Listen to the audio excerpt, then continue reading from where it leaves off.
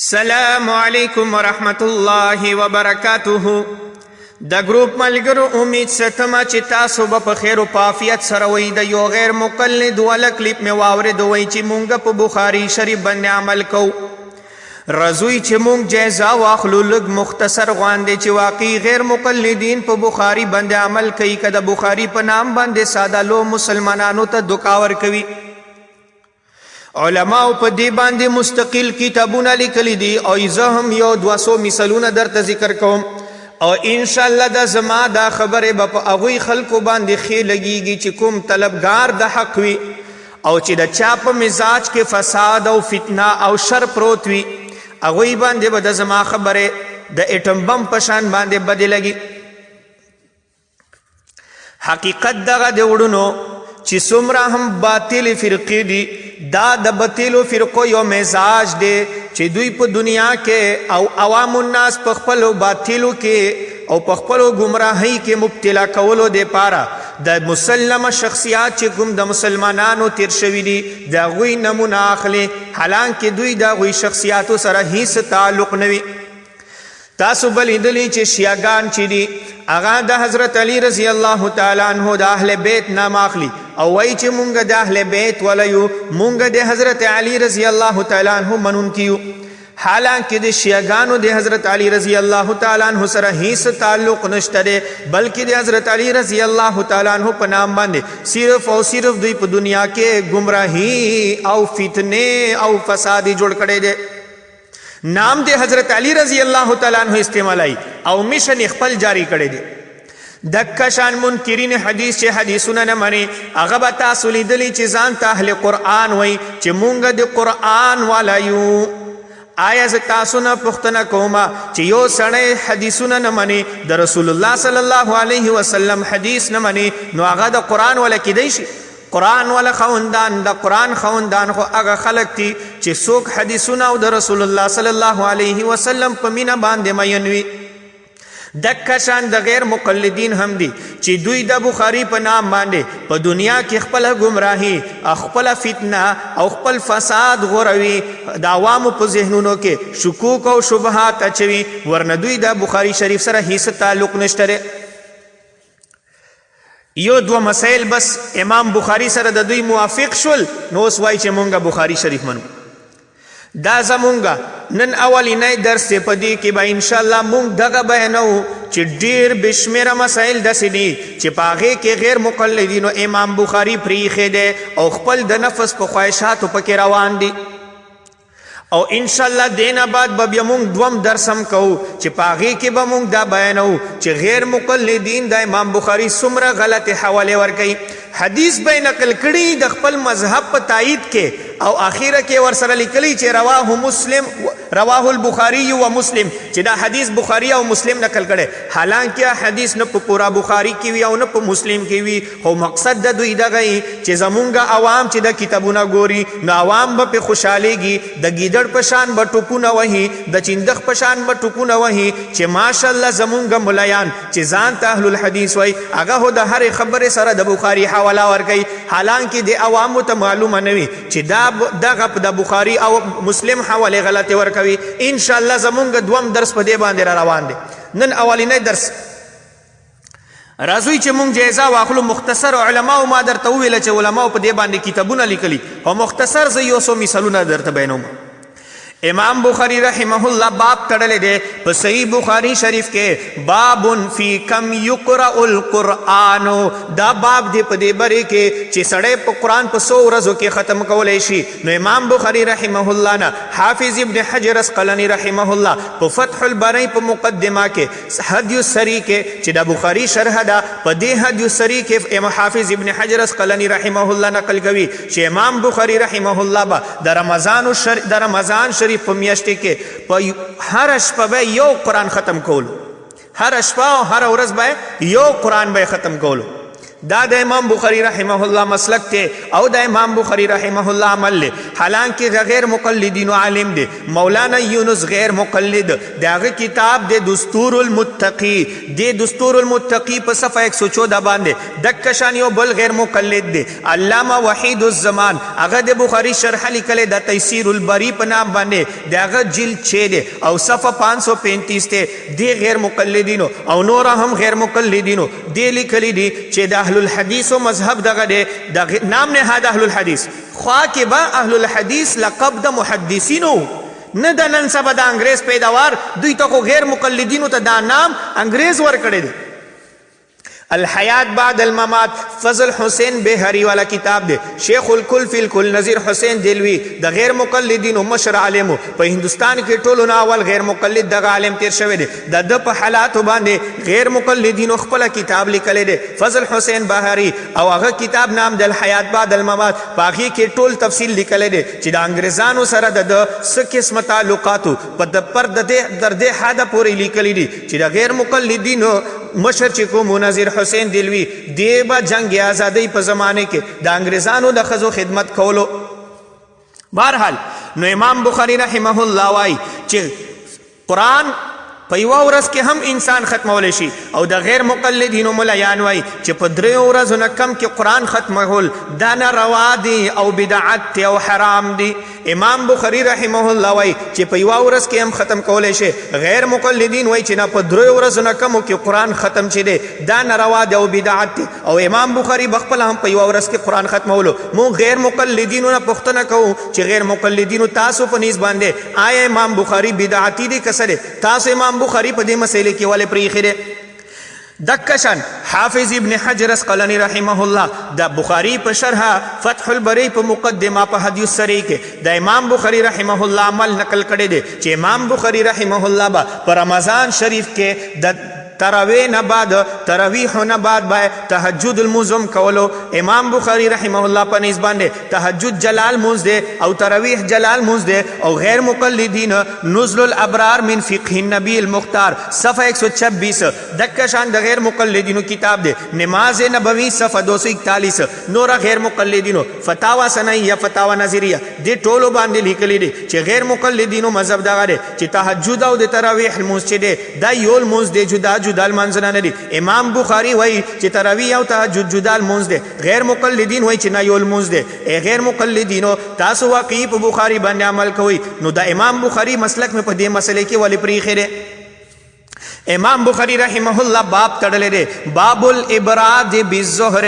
فی شدت الحر چې کله د ګرمۍ زمانه وي او ګرمۍ سخته وي نو ګرمۍ په زمانه کې د مشپین لمونځ دا مشپین لمونځ به انسان په اول وخت کې نه کوي بلکې امام بخاری وایي چې په تاخیر سره به یې کوي او په دې باب کې امام بخاری رحمه الله 4 حدیثونه نقل کړي دي. حدیث د رسول الله صلی الله علیه وسلم نقل کړي دي اذا اشتد الحر چې کله ګرمۍ سخته وي فابردوا بالصلاه نو تاسو د مشپین لمونځ په تاخیر سره کوئ په اول وخت کې مه کوئ ځکه چې ګرمۍ سخته وي. نو امام بخاری رحمه الله مسلک دغه دی او غیر مقلدینو مسلک دغه دی. فتاوا سنیه جل اول او صفحه 553 باندې دکه شان صلات الرسول صفحه 146 باندې نور غیر مقلدینو هم لیکلی دي چې لمونځ په هر حال شي په اول وخت کې کول دغه مستحب دي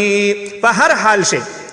امام بخاری وایي چې نه نه په ګرمۍ کې د مشپین لمونځ په تاخیر سره به یې کوئ په اول وخت کې به یې نه کوئ. غیر مقلدین وایي چې نه په اول وخت کې به یې کوئ. غیر مقلدینو تاسو په دې مسئله کې امام بخاری ولې پریښی دی بلکې دې باندې خو انشاءالله هغه دوم درس مستقل را روان دی خو دا دلته زه یوه حواله در کوم. دا حواله چې ما کومه درکړه د صلات الرسول والا دا صادق سیالکوټي کتاب لیکلی دی او دا هغه کتاب دی چې زبیر علی زئی د دې کتاب حاشیه لیکلی ده. حاشیې کې زبیر علی زئی د دې کتاب متعلق وایي چې دا دومره لوی کتاب دی چې په دې صدۍ کې د دې په شان باندې بل کتاب دنیا ته نه دی راغلی. دا صلات الرسول نوم یې ایښی دی. صلات الرسول منع کوي چې د رسول الله صلی الله علیه وسلم مونځ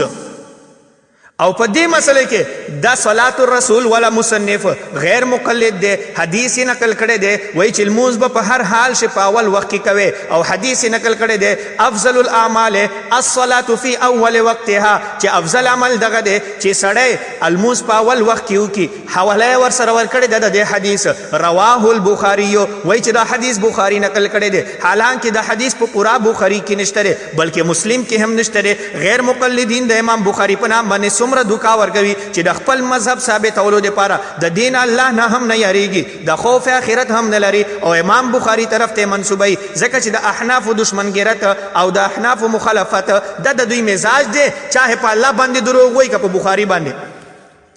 په دې باندې هم انشاءالله موږ به یو درس کوو چې دوی په الله باندې څومره دروغ وایي دک شان امام بخاری رحمه الله باب تړلې دی باب التعزین عند الخطبه به دې کې امام بخاری رحمه الله حدیث نقل کړی دی حدیث کې دا الفاظ راوړل دي چې حضرت عثمان غنی رضی الله تعالی عنہ په زمانه کې به د جمعې منزون د جمعې اذانونه به دعا اذانونه کېدل به یو مقام زورا کې به کېده او یو به مسجد خواته کېده منبر خواته به کېده دا امام بخاری رحمه الله مسلک دی او امام بخاری رحمه الله وای فثبت الامر على ذلك د پورا امت عمل په دې باندې روان دي چې د جمعې اذانونه به دعا اذانونه کیږي امام ابن تیمیه په منهاج السنه کې وای چې دوم اذان د جمعې ول چې دی دغه سنت او امر شرعي دی او غیر مقلدینو دا دوام اذان د جمعې نه مانی بلکې دوی وای العیاذ بالله په دې مسله کې دوی په حضرت عثمان باندې هم د بدعت فتوا لګی رضی الله تعالی عنہ حدیث د رسول الله دی علیکم بسنتی و سنت الخلفاء الراشدین الله رسول فرمایي چې د زما سنت تاسو مضبوط ونیسو او د خلفای راشدین سنت تاسو مضبوط ونیسو غیر مقلدین د خلفای راشدین صحابه او ته خودي صحابه او مبارک خو العیاذ بالله د دوی چې کومه نظریه ده هم هغه نظریه ده چې کومه د شیعاګانو ده دا غیر مقلد دی مولانا عبدالستار رحمانی غیر مقلد دی هغه یو کتاب لیکلی دی کتاب نامه دی عجیب و غریب بدعات عجیبا او ناشنا بدعتونه په دې کتاب کې صفحه 29 باندې وایي چې د جمعې په ورځ دوم اذان چې دی دا هم عجیبه او غریبه یو بدعت دی حالانکه حضرت عثمان امام بخاری وایي چې جمعې په ورځ به دعا اذانونه کیږي حرمین شریفین کې هم دعا اذانونه کیږي او غیر مقلدین دا نه مني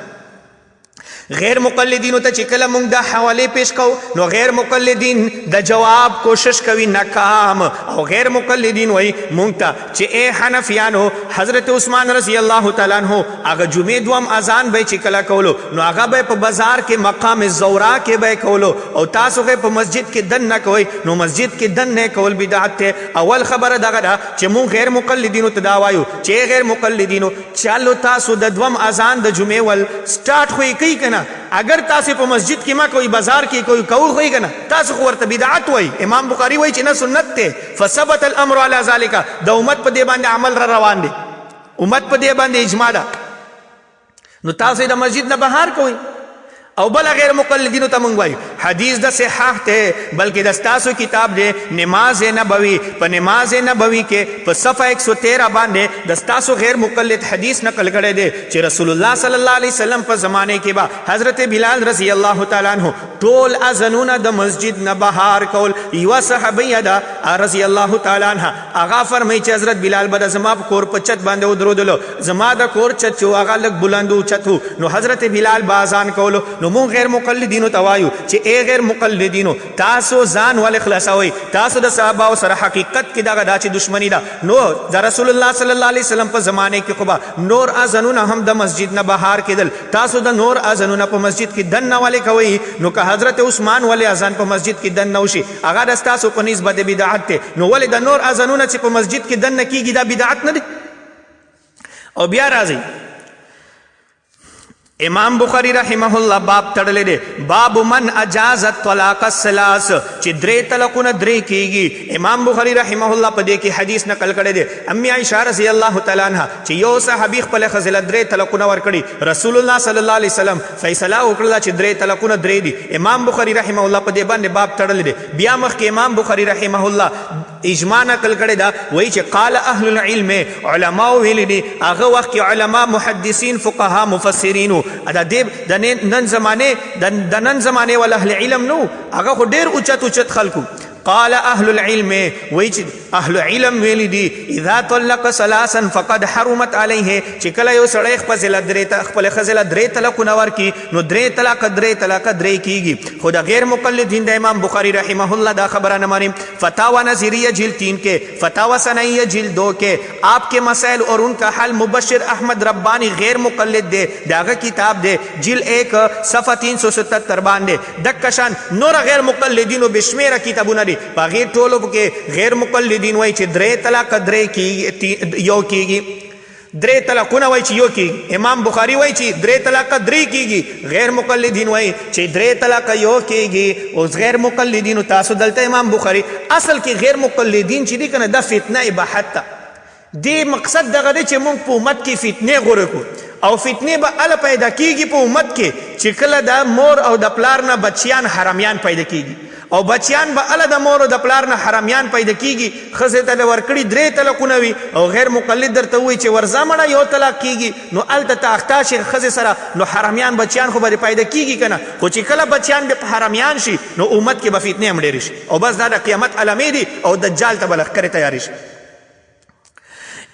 حافظ ابن حجر اسقلانی رحمه الله فرمایي چې فتح الباری کې د دې باب لاندې چې د امام بخاری رحمه الله د دې باب نه مونږ ته دا ښیي چې که یو سړی خپل ښځې له درې طلاقونه ورکړي که هغه درې واړه ګډه وي او که هغه درې واړه جدا وي نو درې طلاقونه په هر صورت کې درې کیږي. امام بخاری وایي چې درې طلاقونه درې کیږي. غیر مقلدین وایي چې نه درې طلاق یو کیږي. بیا امام بخاری رحمه الله باب تړلی دی باب الاخذ بالیدین چې مصافحه په دواله سونو باندې دا او په دې کې امام بخاری رحمه الله حدیث نقل کړی دی د رسول الله صلی الله علیه وسلم چې عبد الله ابن مسعود رضی الله تعالی عنہ فرمایي چې رسول الله ما سره مصافحه وکړه نو د مالاس د رسول الله په دویله سونو په مینس کې رسول الله ما سره په دویله سونو باندې مصافحه وکړه. او د غیر مقلدین و شیخ الکل فی الکل نظیر حسین دلوی اغا فتاوا نظریہ جلد 3 کے صفحہ 419 باندې وای چې مصافحه په یو لاس سره مسنون ده دو ہاتھ سے مصافحه کرنا سنت نہیں په دوا لاسونو سره مصافحه کول سنت نری. امام بخاری باب تړلی دی باب الاخذ بالیدین چې مصافحه په دوا لاسونو سره مصافحه کول سنت دي. غیر مقلدین و شیخ الکل وای چې په یو لاس سره سنت ده. امام بخاری رحمه الله باب تړلی دی چې په لمانځه کې سړی چې کله لمونځ کوي نو ټوپۍ به په سر باندې یا به پګړي په سر باندې. حدیث د صحاباو یې نقل کړی دی وایي چې قال الحسن وکان القوم یسجدون علی الامامة والقلنسوة. صحاباو به چې کله لمونځونه کول نو هغوی به ټوپیانې په سر باندې ایښې وې لا به پګړیانو په سر باندې ایښې وې. دکې امام بخاری رحمه الله عمل راوړلی دی د امام ابو اسحاق وایي چې کله هغوی بل لمونځ کولو نو ټوپۍ به په سر باندې ایښې وه. امام بخاری وای چې صحابه بل منځونه کول نو ټوپیانې به په سر باندې ایښې. غیر مقلدین وای د غیر مقلدین یو عالم دی مفتی عبدالرحمن غیر مقلد دی هغه کتاب پہ لیکلی دی کتاب نوم یې دی کون کہتا ہے کہ ننگے سر نماز نہیں ہوتی. وای چې چا دا ویلی دی چې ننگے سر مونځ نه کیږي لړ لغړ سر مونځ نه کیږي. د دې کتاب په صفحه 15 باندې د غیر مقلد وای چې ننگے سر نماز پڑھنا سنت صحیحہ ہے چې لړ لغړ سر لمونځ کول دا وایي چې سنت صحیحه دي. امام بخاری وایي چې صحاباو به ټوپیانې په سر وې پورا زندگی کې رسول الله صلی الله علیه وسلم نه د احرام د حالاتو نه علاوه یو ځل هم بغیر د ټوپۍ یا د پګړۍ نه لمونځ نه دی ثابت. او غیر مقلدین وایي چې بغیر ننګې سر نماز پڑھنا سنت صحیحه ہے. غیر مقلدینو تاسو دلته امام بخاری والے پرېښی دا باقاعده کتاب یې په دې مسلې باندې لیکلی دی. امام بخاری رحمه الله باب تړلی دی باب المیت یسمع خفق النعال چې مړی اوري کشارې د ژمدو د خپې مړی اوري. بیا حدیث نقل کړی دی د انس بن مالک رضی الله تعالی عنہ رسول الله صلی الله علیه وسلم حدیث نقل کړی دی. امام بخاری وایي چې مړی اوري. غیر مقلدین وایي دا د غیر مقلدینو طالب الرحمن مشهور غیر مقلد دی پروفیسر طالب الرحمن مشهور غیر مقلد دی توصیف الرحمن غیر مقلد ورور دی. دے طالب الرحمن کتاب لیکلی دی نام یې دی چې آئیے عقیدہ سیکھیے. صفحہ 177 باندې وای چې مړی نه آوري. امام بخاری وای چې واوري غیر مقلدینو تاسو وای چې نه آوري. د بل غیر مقلد د عبدالرحمن گیلانی هغه کتاب لیکلی دی روح عذاب قبر اور سماع موتا. د کتاب نوم دی صفحه 42 باندې وای چې مړی نه آوري. امام بخاری وای چې واوري آوري تاسو وای چې نه آوري. ای غیر مقلدینو تاسو په صحیح باندې که امام بخاری په صحیح باندې روان دی. امام بخاری رحمه الله حدیث راوړل دی چې په ویتر واجب کې با کله چې سړی قنوت وای او قنوت دعا وای هغه به په رکوع نه مخکې ویل کېږي. غیر مقلدینو مسلک دغه دی چې رکوع نه بعد به ویل کېږي. ای غیر مقلدینو امام بخاری رحمه الله په دې کې حدیث راوړل دی د انس بن مالک رضی الله تعالی عنہ. انس بن مالک رضی الله تعالی عنہ فرمایي چې رسول الله صلی الله علیه وسلم با د ویتر او قنوت د رکوع نه مخکې ویلا او قنوت نازله ول چې په مسلمانانو کله مشکل راشي او هغه کې کله مسلمانان د دښمن په خلاف باندې بد دعاګانې په المانځه کې چې کومې کوي هغې ته قنوت نازله ویله کېږي. هغه قنوت نازله به رسول الله صلی الله علیه وسلم د رکوع نه بعد ویله. ویتر واجب والا قنوت چې کوم دی هغه به رسول الله صلی الله علیه وسلم رکوع نه مخکې ویله او قنوت نازله ول به رکوع نه بعد ویله. دا د امام بخاری رحمه الله مسلک ته. بخاری جل اول صفحه 36 باندې وګورئ. خو د غیر مقلدینو مسلک دغه دی فتاوی علماء حدیث جل 3 صفحه 206 باندې. چا ځنې تپوس کړی دی دا د غیر مقلدینو فتوا ده. فتاوی علماء حدیث دا د غیر مقلدینو فتوا ده چې په قنوت ویتر واجب کې به قنوت رکوع نه مخکې که رکوع نه بعد. دې جواب کې ورته وایي چې قنوت رکوع کے بعد پڑھنا مستحب ہے اور بخاری شریف میں رکوع کے بعد لکھا ہے. ګورئ دلته دوی خبرې دي. یو خو دا چې د غیر مقلد ورته وایي چې قنوت د رکوع نه بعد دی او رکوع نه بعد مستحب دی. امام بخاری وایي چې د ویترو قنوت د رکوع نه مخکې دی. غیر مقلدینو تاسو یې د رکوع نه بعد کوئ. تاسو په د غیر مقلدینو تاسو امام بخاری په دې مسله کې ولې پرېښی دی؟ بل دا فتاوی علماء حدیث ګوره نام یې ایښی دی فتاوی علماء حدیث او د خپل مسلک ثابتولو دپاره په بخاري باندې څومره دروغ وایي چې بخاري مې رکوع کې بعد لیکه وی. حالانکه دا د غیر مقلد بالکل یې دروغ ویلی دي. الله دا دوی ته هدایت وکړي. دکه شان وړنو محدثینو ډېر محنت کړی دی په حدیثونو جمع کولو باندې. دکه شان فقهاو ډېر محنت کړی دی د احادیثونو په معنی جمع کولو باندې. نو چې څنګه محدثینو د حدیثو درجې ښیلو دپاره اصطلاحات مقرر کړي دي چې دا حدیث صحیح دی دا صحیح لذاته دی دا صحیح لغیره دی دا حسن لذاته دی دا حسن لغیره دی دا ضعیف دی دا موضوع دی دا متروک دی دا شاذ دی دا محفوظ دی دا منکر دی دا معروف دی دا مدرج دی دا مقلوب دی دا مصحف دی دا مسترب دی دا معلل دی دا شاذ دی دا خبر واحد دی دا خبر متواتر دی او دا خبر عزیز دی دا خبر مشهور دی دا خبر غریب دی دا مرفوع دی دا موقوف دی. دا ټول اصطلاحات دي د محدثین دا مقرر کړي دي دې دپاره چې د حدیثونو درجې بیان کړي چې دا حدیث صحیح دی د کومې درجې صحیح دی لذاته دی که لغیره. دا حسن دی د کومې درجې حسن دی لذاته که لغیره.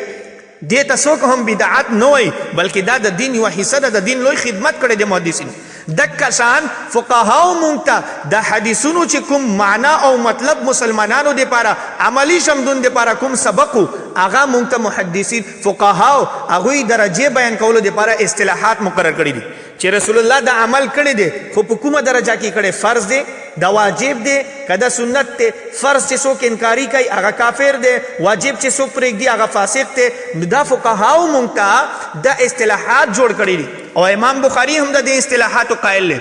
امام بخاری رحمه الله باب تړلی دی باب فرض الجمعات وایي چې جمعې لمونځ فرض دی. بیا باب تړلی دی باب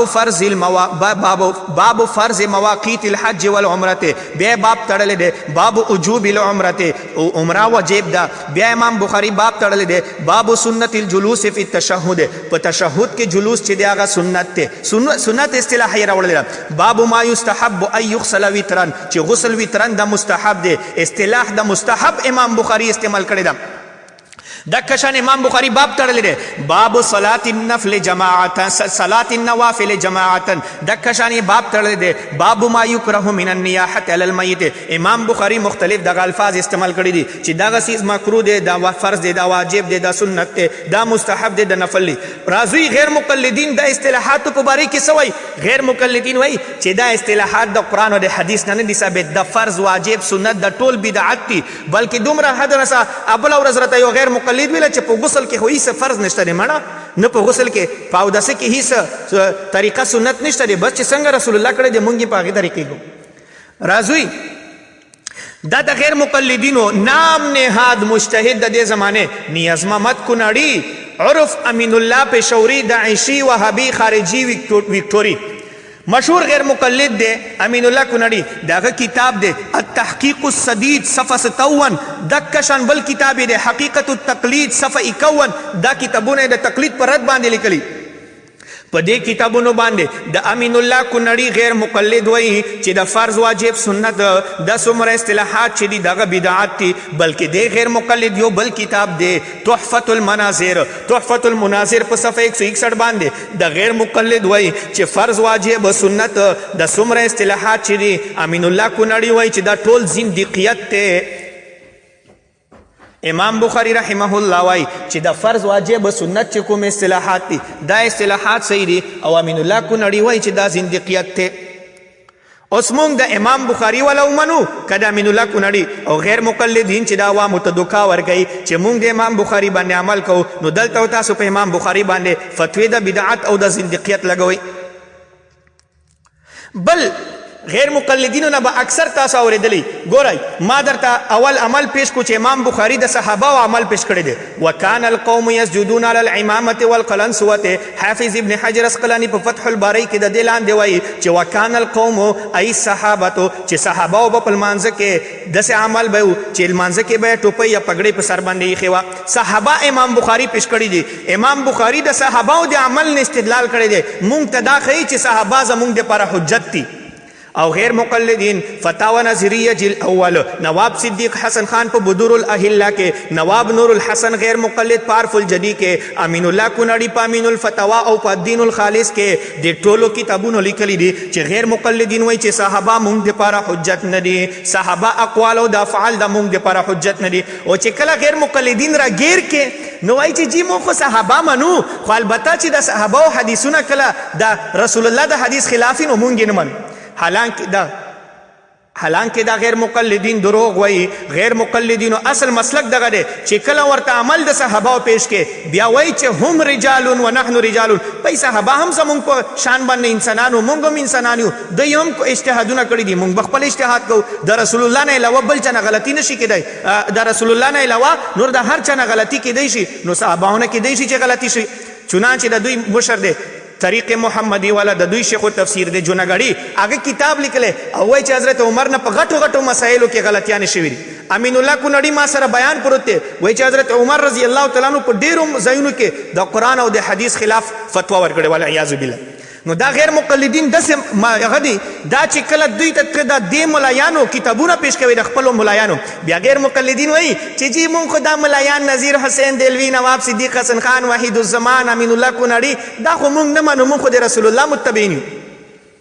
ای غیر مقلدینو اوله خبره خو دغه ده چې تاسو هر وخت سبا او ویګا د احنافو مخالفت کې لګیا وئ په تقریر کې هم او په تحریر کې هم چرته تاسو آواز اوچت کړی دی د خپلو دغې ملایانو خلاف نه چرته به هم تاسو نه اوچت کړی بیا ای غیر مقلدینو مونږ تاسو ته دا نه دي ویلي چې تاسو د دې ملایانو مقلدین یاست بلکې مونږ تاسو باندې اعتراض دغه دی چې آیا دا غیر مقلدین چې د مونږ کتابونو حوالې درته پیش کړي دا اهل الحدیث به ځان ته ویله که نه که دوی ځان ته اهل الحدیث ویل او بیا دې باوجود یې هم دا کړي دي او تاسو نن ځنې انکار کوئ د دې مطلب دغه دی چې تاسو د مشران او تاسو د اهل الحدیث په نام باندې امت ته دوکا ورکوئ دا غیر مقلدین چې کله راګیر شي که نه نو بیا د خپل پلار نه هم انکار کوي یو غیر مقلد ما ته وایي چې ریاض الله زنګلي د دوی لوی مناظر هغه سره ما په عقیدې باندې بحث کولو نو چې کله مې راګیر کړو نو وایي چې د امام ما ته یې ویله چې د امام ابن تیمیه کتابونه ګوره ما جواب کې ورته وویل چې رضا جی زه د امام ابن تیمیه کتابونه ګورو. امام ابن تیمیه خو د غیر مقلدینو خلاف وایي چې څنګه خلاف. ما ورته وویله چې امام ابن تیمیه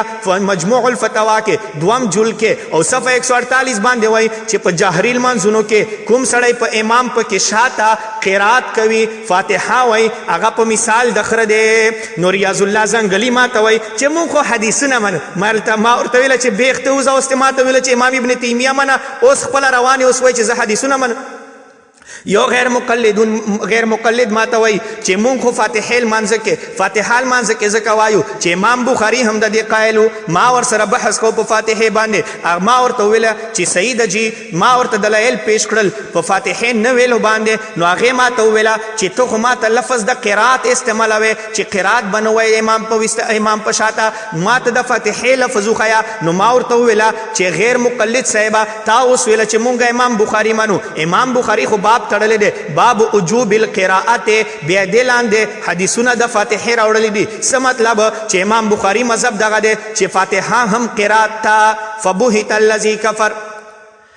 یو غیر مقلد ما ته وایي چې ما ورته وویل چې صحیح بخاري کې دي چې 3 طلاقه 3 دي. وایي چا مسلم کې چې راغلی دي.